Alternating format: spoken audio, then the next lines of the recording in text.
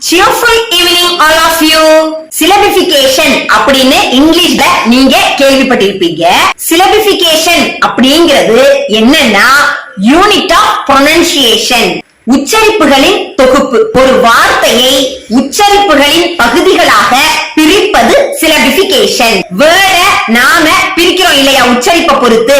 அப்படி பிரிக்கும் பொழுது அதுல vowel sound இருக்கும், கான்சனன்ஸ் இருந்தா இருக்கும், இல்லைனா இருக்காது. வேர்ட்ஸ் syllabify பண்ணி பார்க்கலாமா? For example entreat, entreat 2 syllables.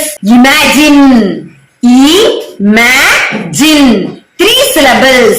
hilarious, hilarious 4 syllables. night 1 syllable. monosyllabic, incredible, incredible 3 syllables.